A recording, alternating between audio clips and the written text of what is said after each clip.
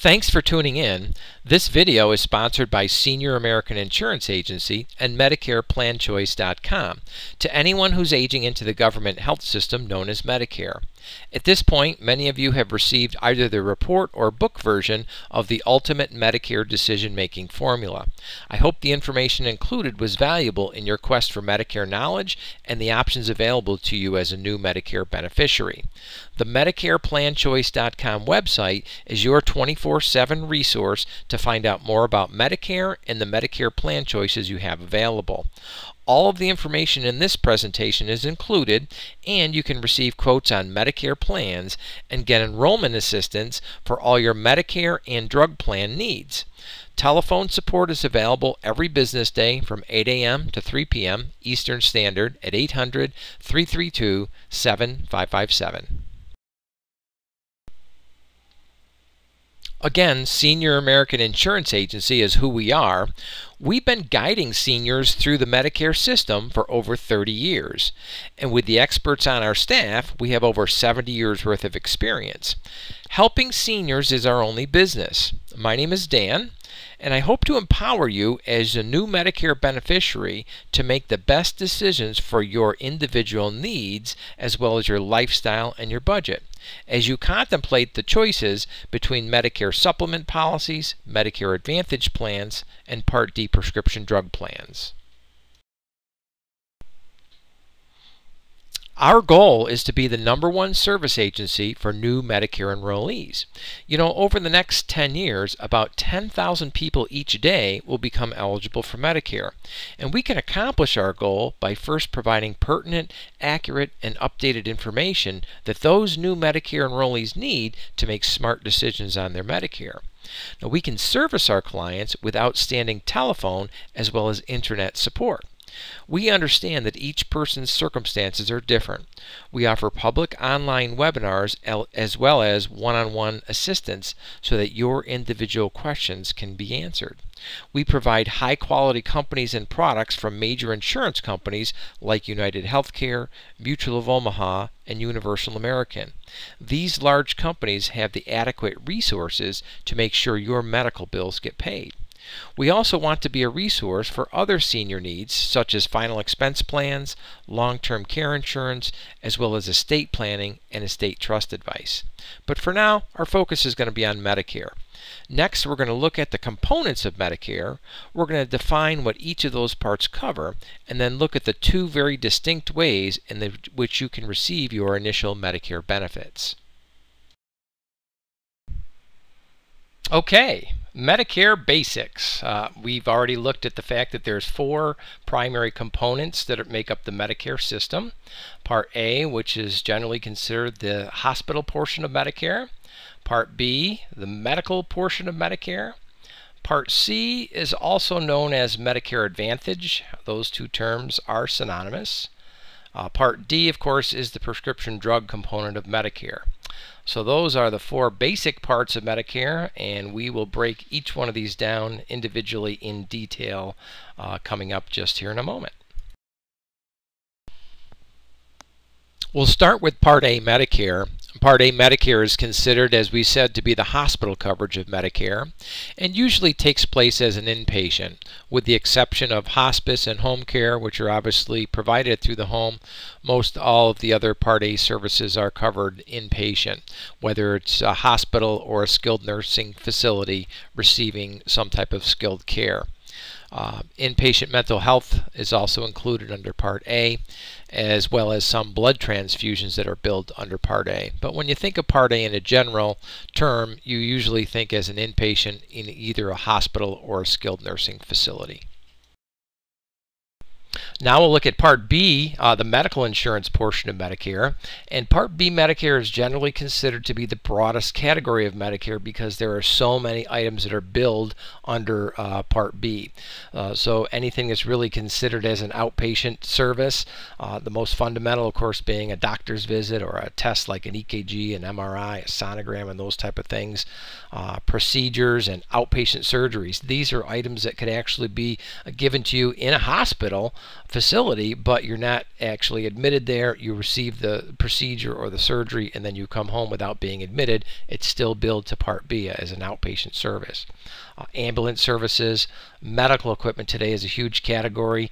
Wheelchairs, walkers, oxygen machines, diabetic supplies, even things like braces and artificial limbs and eyes.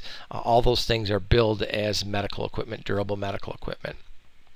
Clinical lab services, anytime there's a blood panel and lab work, that's billed in there.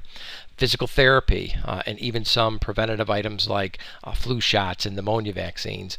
So essentially any service that's provided where you're not an inpatient, but any service that's provided on an outpatient basis under Medicare. Next, we'll look at Part C. Part C, as we said, is also known as Medicare Advantage. Part C plans are actually private insurance companies that are doing administration for the federal government. They're doing administration for the Part A, hospital parts of Medicare, the Part B, medical portions of Medicare, and in many instances also the Part D drug plans built in. There are 4 fundamental formats in which these Part C Medicare Advantage plans are operated. The first being an HMO, or a health maintenance organization. Health maintenance organizations typically have contracted doctors and hospitals, and they ask you to go to those doctors and hospitals. If you receive services outside of the HMO, outside of those contracted doctors and hospitals, then you might be responsible for the cost of those services yourself if you didn't have prior permission from the HMO or the health plan. You might have to get a referral to go to a specialist, and there might be other certain restrictions like pre-authorizations for tests. So HMOs are typically understood to be the most strict type of Medicare Advantage plan with the most rules and regulations. The next is a PPO, or a preferred provider organization. Preferred provider organizations work similar to an HMO in the fact that they usually do have contracted doctors and hospitals, and usually in a PPO they ask you to use those doctors and hospitals if you want to pay the lower prices. If you receive services outside, you can generally go to any other doctor or hospital as long as that doctor or hospital is willing to bill your PPO plan as an out-of-network provider, and of course you would pay more for the services that you receive out of network than the services that you received in network, but at least it gives you the opportunity to go to those out of network providers. Private fee-for-service plans. Typically, with a private fee-for-service plan, you can go to any doctor and any hospital in the United States as long as that doctor and hospital is willing to accept the plan's terms and conditions. What that basically means is they know that up front they're going to get paid the Medicare scale. So private fee-for-service plans, in other words, are kind of piggybacking on the Medicare contract that already exists with the doctors and hospitals that you go to. So they're using the actual contract of Medicare, but they're billing it through the private fee-for-service plan.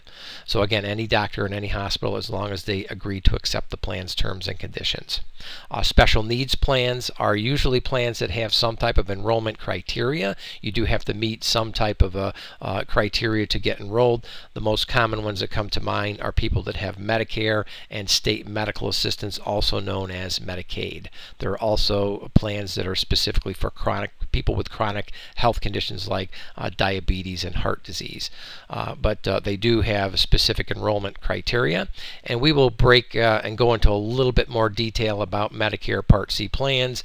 The things you need to know is they're private companies that are doing the administration, and there are 4 typical formats in which they're operated. Next, we'll take a look at the prescription drug portion of Medicare. We will have a separate presentation available at MedicarePlanChoice.com specifically dealing with Part D. That will go into more detail than we're going to go into right here, so you can look for that on the MedicarePlanChoice.com website. Part D, again, covers the growing cost of prescription drugs. It was started in 2006, and everybody that has Part A or Part B is eligible to have a Part D plan. Part D plans can be encompassed within a Part C plan, or they can be added to original Medicare as a standalone Part D prescription drug component. All Part D plans, like the Part C Medicare Advantage plans, are administered by private insurance companies, and if you don't join a Part D plan when you're first eligible, you might have to pay late enrollment penalties. Again, the details on the Part D are available on the MedicarePlanChoice.com website on the prescription drug video. Obviously, the donut hole is a part of the Part D. The donut hole, the reason why they call it a donut hole is because there's a lack of coverage between coverages, between the coverage period and the catastrophic coverage. For more detail, again, view the other video, but that's a quick overview of Part D. As we just discussed, there can be penalties wiped out if you qualify for the low-income subsidy.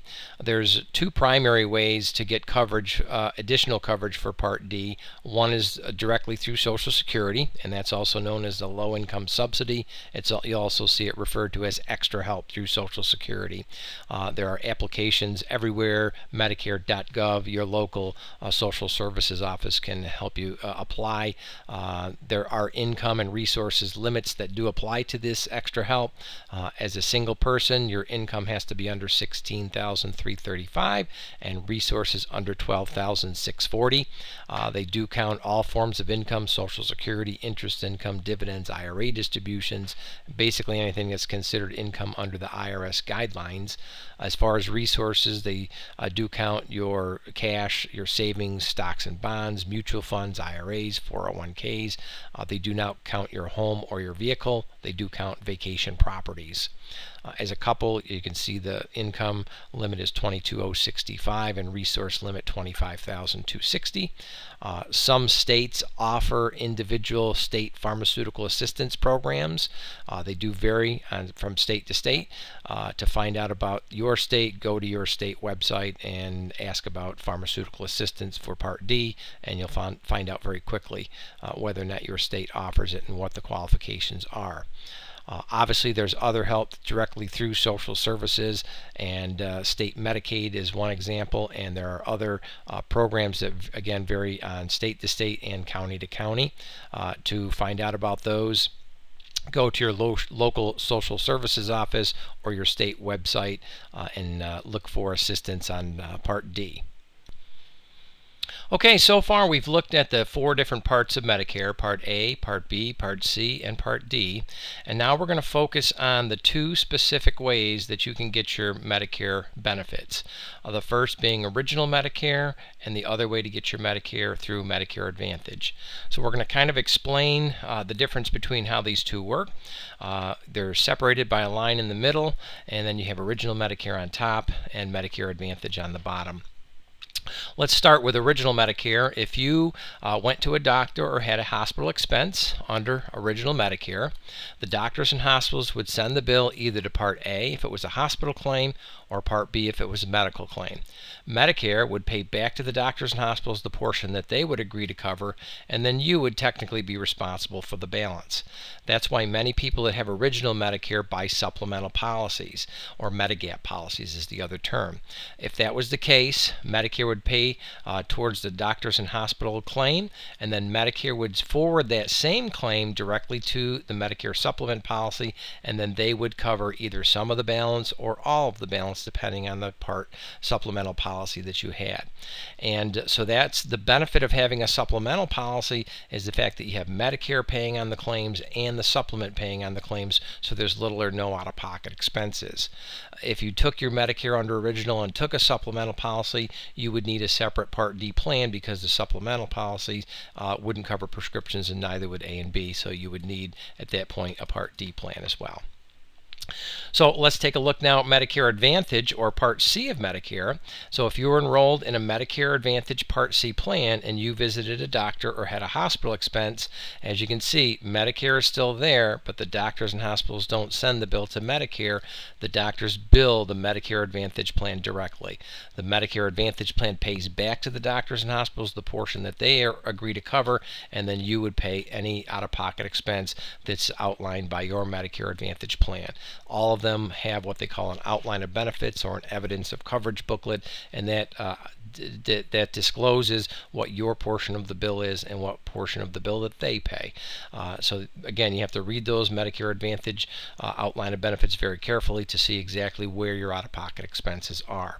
So what these Medicare Advantage plans are doing, as we discussed, is they're doing the administration for Medicare, and they're being paid money from Medicare to do the administration. Well, where does the money come from?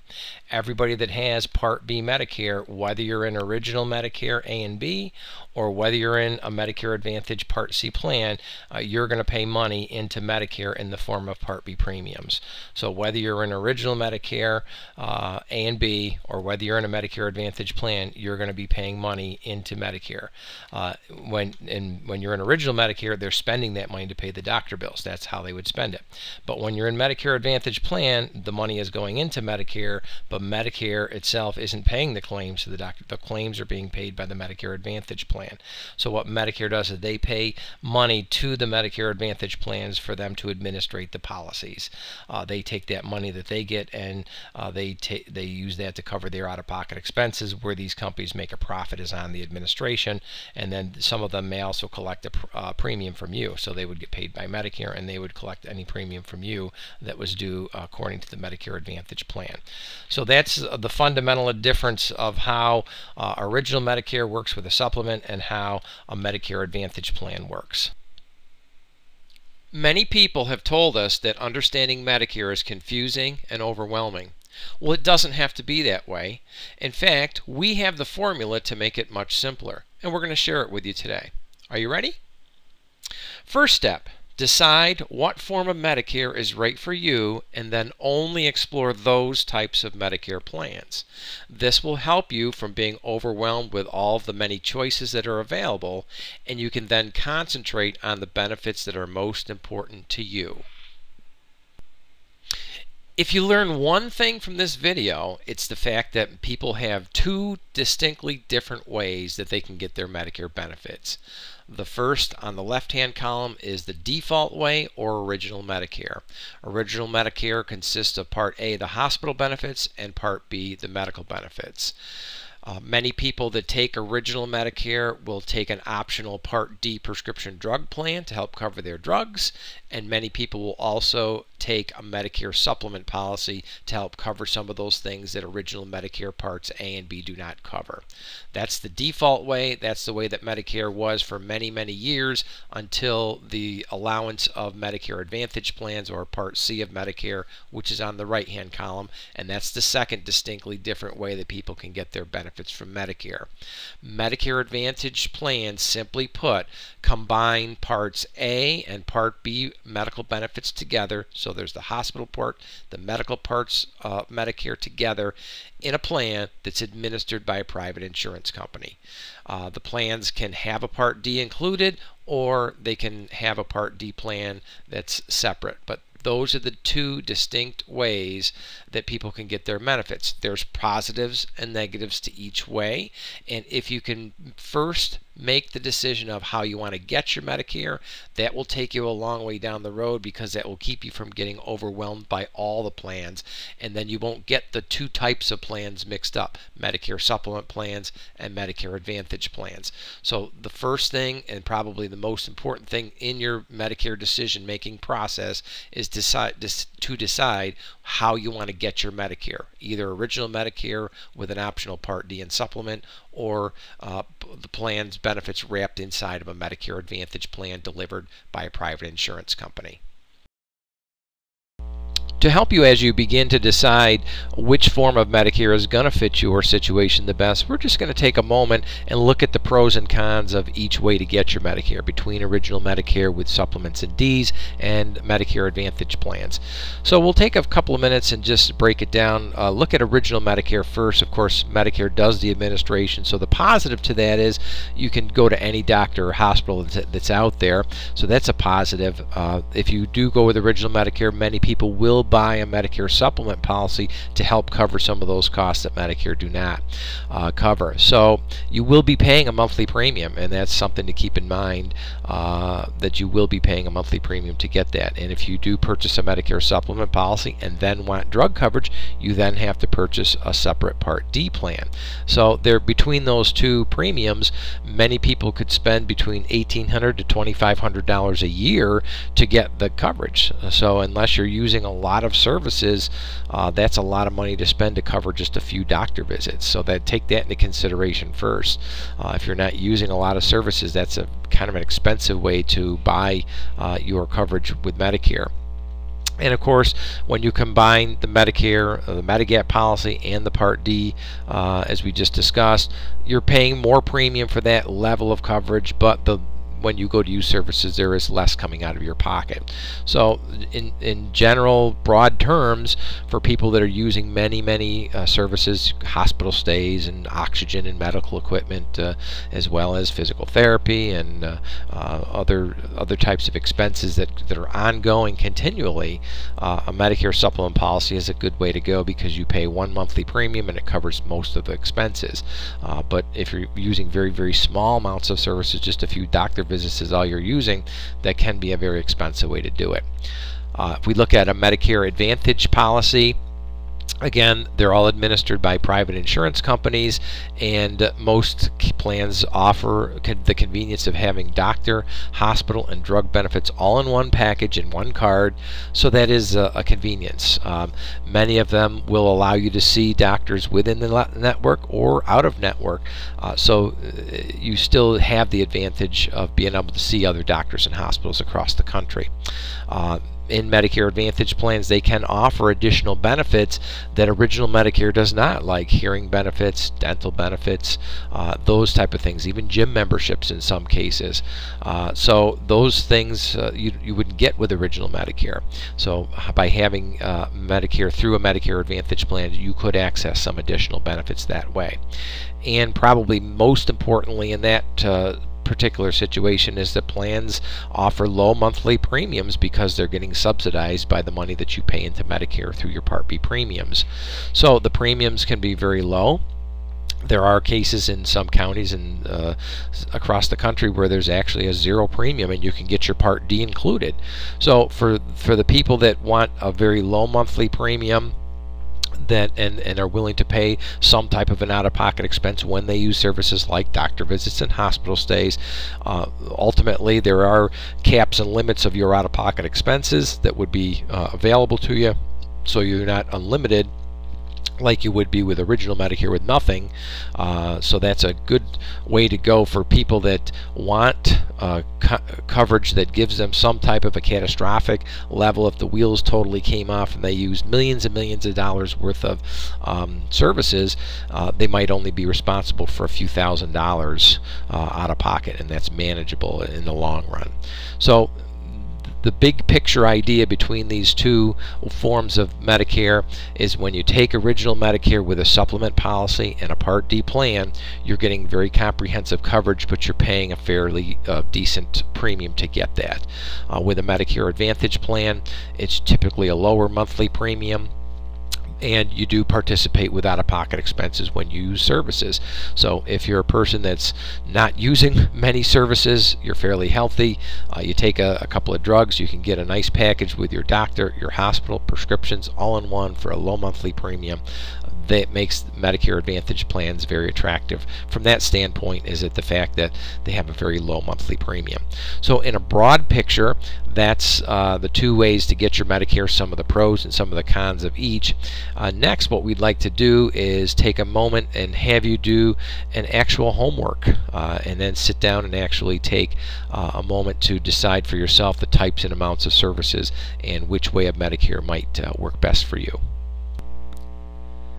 In a moment, we'd like you to actually pause the video and do the homework we just discussed. Go back over your previous year's calendar and review the number of medical services that you used. Make a list of the different types of services that you used. How many doctor visits? Did you have surgeries? Did you buy medical equipment? Did you go to physical therapy? Break those items down individually to the amounts of services that you use. And then take some time and review how much you paid for medical insurance now. Whether you're getting it through an employer group plan, whether you're getting it from private insurance, however you're doing it, decide how much you're actually paying right now. And then use these factors to determine the amount of services that you're using versus the amount you pay in premium. Were you paying a lot for a little, or were you using a lot for paying a little? Make those determinations. This will help you try to make your budget for what you will have with Medicare.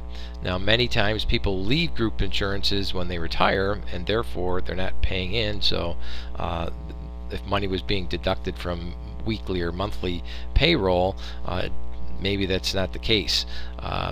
Maybe your income will go down because you're retiring, so you'll have less money in the budget to go with the Medicare plan. But try to figure out what dollar amount you would have, taken into consideration that you'll now have to pay Part B premiums for your Medicare, and then that will give you a little bit of an idea to determine, am I going to lean towards purchasing a Medicare Supplement policy with greater coverage, or does my budget now entail that I need something with a lower monthly premium, and then I'll deal with the out-of-pocket expenses as they come. So that's what your homework is, to try to determine, number one, the types and amount of services that you're using, number two, what you're actually paying for medical insurance now, and then what your budget might be for your Medicare plan in the future. And that will give you help you make a good decision on whether to lean towards Medicare Supplement or whether to lean towards Medicare Advantage. So take a minute right now, pause the video, and go back and do this little worksheet. After reviewing your medical service history and budget allotments, you might have an inkling as to what form of Medicare might work best for your situation. Original Medicare with a Medicare Supplement policy and a Part D plan, or getting your Medicare benefits through a Part C Medicare Advantage plan. Make sure to view the additional videos that concentrate on the unique way that each of those options work. We'd love to give you a quote on a specific Medicare plan, whether that be a Medicare Supplement or Medicare Advantage option. To get a quote, visit MedicarePlanChoice.com and click on Get a Quote or Web Chat to get your individual quote. If you have no internet connection, call our telephone support line from 8 a.m. to 3 p.m. at 800-332-7557. If you'd like to get your quote through the internet but don't have an internet connection, we'll give you some hints on the next screen. If you'd like to get a quote through the MedicarePlanChoice.com website, but you don't have an internet connection, maybe you have a friend or a relative who can give you their computer, you can go to the public library for internet access, ask your church if they have internet access that you can use, and you might consider to buy a tablet instead of a computer. Tablets can be used in public areas where there's Wi-Fi available to give you the internet access that you might need. Thanks for watching the video today, sponsored by Senior American Insurance Agency and MedicarePlanChoice.com. Telephone support is available every business day from 8 a.m. to 3 p.m. Eastern Standard at 800-332-7557. If you'd like to receive a quote via email, send the request to dan@senioramericanins.com. Be sure to specify whether it's a Medicare Supplement, Medicare Advantage, or Part D plan quote. Information that will be required in order to give you an accurate quote will be your state, your county, and your zip code. Now you can continue your Medicare education by reviewing the other videos on this disc or at the MedicarePlanChoice.com website. Thanks for watching.